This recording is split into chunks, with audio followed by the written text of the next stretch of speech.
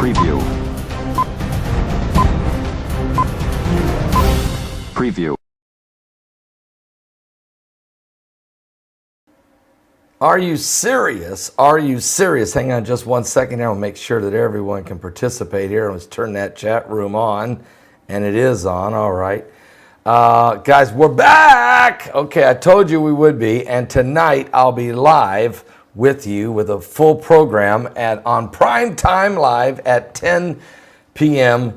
Eastern tonight here from the Salvation Station here in West Lafayette, Indiana. But I wanted to go live right now because pressing information has just come forward, some breaking news coming out of the U.S. Geological Survey. And actually, let me just get to this report right away because it is very disturbing. But it finally, the mainstream, lamestream, fake news media is finally going to cover what we have been covering now for nearly 4 years, and that is Yellowstone Supervolcano.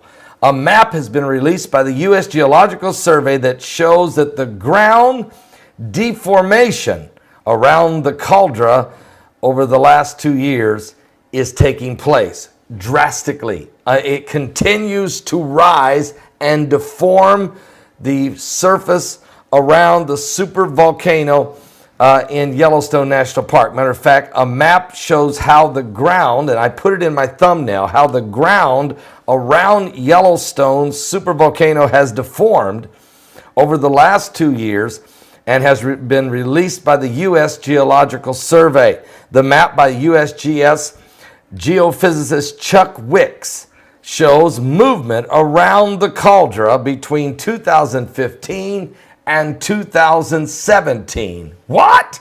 And he says using a radar images of the Earth's surface collected from orbiting satellites. Matter of fact, in this time, the ground around the Norris Geyser Basin rose by just under 3 inches, while there was a downdropping, on the Earth within Yellowstone's caldera. And in the map, the rings of color show where the ground elevation has changed. So, with this in mind, it means that the magma, the lava, the molten lava is moving and rotating, but pressure is building at the same time. And with this taking place, the uplift and subsequence is usually interpreted as due to addition or withdrawal of the deep magma, the magma and related gases and water even at depths of 5 to 15 kilometers, or somewhere between 3 and 9 miles beneath the ground surface.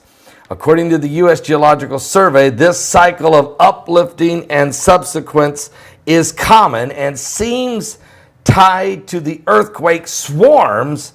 That is, swarms appear to be releasing the pressure that caused the initial uplift, thus allowing the region to return to a period of normalcy. But the problem is we're not getting normalcy. We're getting raising, lowering in different areas, raising much more in others, and swarms of quakes now that has now since June the 12th.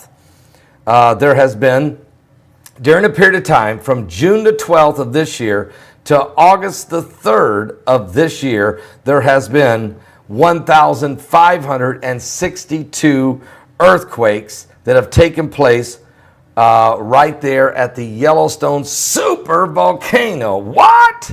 With the biggest one of all of those at 4.4. All of them are very shallow. They're in that range of approximately somewhere between 7 and 12 kilometers. And with that going on, the earthquake swarms regularly occur at Yellowstone. And Jamie Farrell, a research professor at the University of Utah, which monitors the volcanic activity at the site, said, quote, on average, Yellowstone sees around 1,500 to 2,000 earthquakes a year, which is still a ton. But we've had 1,562 in less than 8 weeks. And so this is a significant increase in earthquakes at the supervolcano. Now, we know that some of the roads in the area have melted from the heat. We know some of the hot springs are so hot it's scalded animals and even people that have fallen into them. We know that herds of animals have been seen fleeing the Yellowstone National Park over the same 2-year time period. And we've covered all of that. But mainstream, lamestream media has had a reluctancy to even bring this to the table. It's about time. And it's because U.S. Geological Survey is saying, look, we got to tell people what's going on. Understanding that the ground deformation around volcanoes is important for getting an idea of what's happening beneath the surface. Major changes to the ground surface over time, such as swelling and sinking or cracking, can provide a warning that the volcano's behavior is changing, potentially indicating it's about to erupt. What? Yellowstone, are you about ready to blow? Well, changes to Yellowstone's surface could be considered normal at the current map, but that would be over a longer period of time, not in this short window of the last 8 weeks. And of course, even the short window of 2 years is quite significant. So what we've seen is a drastic change in the supervolcano behavior over the last 2 years, and a acute readjustment now, a very acute situation developing at Yellowstone National Park at the supervolcano there in Montana. So we're going to continue to monitor it, keep our eyes open. We'll talk about it tonight during tonight's prime time live at 10 p.m. You don't want to be late. It will be a powerful broadcast. We'll be live right here in the studios of the Salvation Station, West Lafayette, Indiana. I'll see you guys. Are you serious? Are you listening to what I'm telling you? It's been a drastic change over the last 2 years, and it's an acute situation now in the last 2 months. What does this all mean? We'll try to get more information for you. And we'll be a lot more proactive telling it to you than mainstream, lamestream media.